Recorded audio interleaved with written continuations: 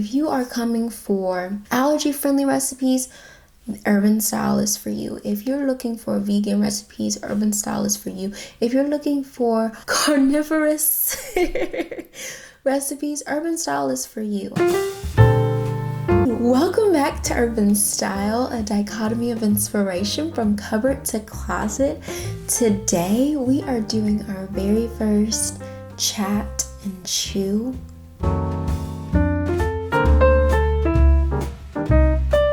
So on today's chat and chew, I'm going to be answering about 8 questions that I get asked all the time about my diet, about what I actually eat, what is the point of my diet, why I'm like this, why I'm weird, I don't know. So you might learn a little bit more about Herbenstyle. First, before I hop into these questions, don't forget to like, comment, and subscribe. If you are not already a part of the herb garden, yes, I said herb garden, be sure to like, comment, and subscribe to Herbenstyle. So let's get into the questions. My most frequently asked question is, Chastity, are you vegan? What is your diet? I am actually not vegan. I'm not vegan, okay? Let the cat out of the bag. We've gotten the confirmation. I am not vegan. I am actually top 8 allergy free. And essentially, a lot of my recipes do end up being vegan, and we'll talk a little bit more about it. But I'm not vegan. I've never been fully vegan. I love vegan food. I eat a lot of vegan food, but I am top 8 allergy free, and all my recipes revolve around allergy friendly eating. The top 8 diet revolves around 8 major allergens that have been confirmed by the FDA, the Food and Drug Administration, that pretty much cause around 90% of allergies in America. So the top 8 allergens are dairy, eggs, peanuts, tree nuts, fish, shellfish, soy, wheat. Okay, so since the FDA called out these top 8 food allergens, made it a requirement for all food packaging and any type of food processing to call these out. So if you ever are really into looking at your food labels, you might see things like contains soy, contains peanuts, this product was produced in a place that produces wheat, contains fish, or something like that. So that is the top 8 allergens. So there's a difference between allergens and intolerances, and so these are kind of my 2 next questions that I really get. So my number 1 allergy is fish. So fish means like cod, bass, tuna, flounder, yeah, all of those.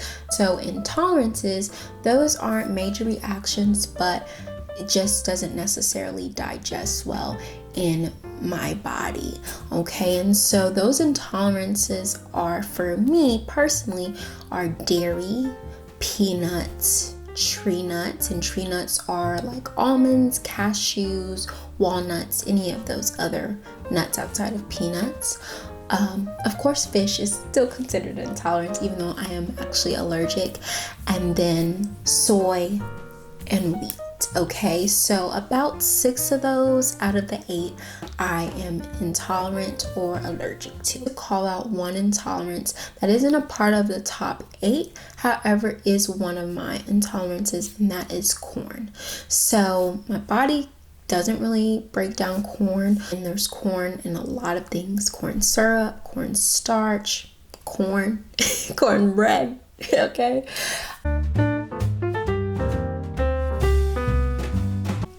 Ever since I was 2 years old, I have known that I've been allergic to fish like full on allergic to fish. However, later on in life, based on the seasons or different states that I lived in, I would have major flare-ups with allergies, which most people do towards the end of high school. And I was really having really bad allergies to the point where I was getting strep throat like symptoms because my allergies were so bad. Like, that's not fun at all. Taking that test, I learned that I had a lot of different allergens, not only to the common, outdoor allergens, but to foods. I didn't realize that since they weren't necessarily that high, they were still having an impact for me. So they weren't high like fish, so I would still kind of eat peanuts from time to time. I would still drink milk. I would still do all of those things. Eat wheat, drink soy milk and stuff like that. And not realizing that it was having an impact on my body until I had really, really, really bad acne, okay? And honestly, I'm probably gonna make a whole separate video about how I transform my skin on allergy-friendly diet, like complete 180 to the point where like I don't even get the 1 or 2 breakouts that I normally get. Looked into my allergy test, and we found those allergies. Correlating those, looking them up, and realizing that they were a part of the top 8 allergy list. So with that, I started investigating and researching a lot of it, and that's how I essentially got into it. Foods that I'm allergic to: when I eat fish, I go into full anaphylactic shock. My throat closes up, the whole 9. That's what happens when I eat fish. When it comes to my intolerances, essentially most of it is skin reaction, upset stomach, and then flares in and I guess lymph node reaction. Okay, so I'm probably going to make a video on each specific intolerances and what typically happens research wise, as well as what happens when I interact with specific intolerance. So you're not vegan, but you make a lot of vegan meals. So I tend to not eat that much meat in general. That's just a normal choice, but I do not identify as vegan. I still will partake in, shellfish. I'll still partake in chicken or poultry. I'll still partake in red meat occasionally. Those don't typically give me any type of reaction or upset stomach or anything like that. It tends to be the products or the additives that are placed with it. So regarding vegan, but a lot of recipes that are vegan are not, do not meet the top 8 free diet. So if you think of vegan, you think of soy-based protein, probably things like tofu. A lot of plant-based patties are made with soy or have some sort of wheat added into them. So I really have to balance maneuvering through vegan eating as well as maneuvering through just eating regular foods, because my intolerances lie on both spectrums. Since a lot of my recipes are omitting dairy, they by default end up vegan.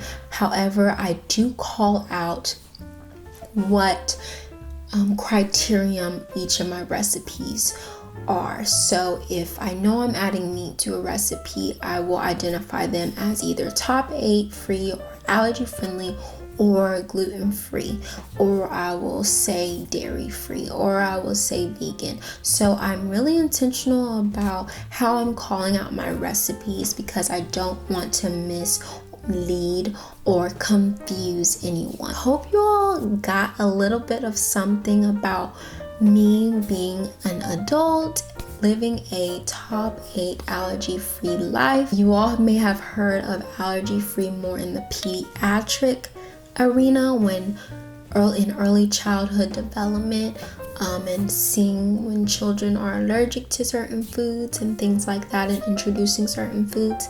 But you kind of don't hear about it and you're older and you're still trying to maneuver through what you're allergic to. Unless you are crazy allergic to something, you really don't hear much about other intolerances, and you kind of have to seek out information for yourself. This video is for, it's really to give you some insight on my life as well as insight to a whole world of allergy-friendly eating, and we can have a happy gut, happy skin, happy body together and not have to compromise our favorite foods to do so. So I hope you all enjoyed this video. Be sure to like, comment, and subscribe, and I will catch you all in the next video. And always be sure to own your style.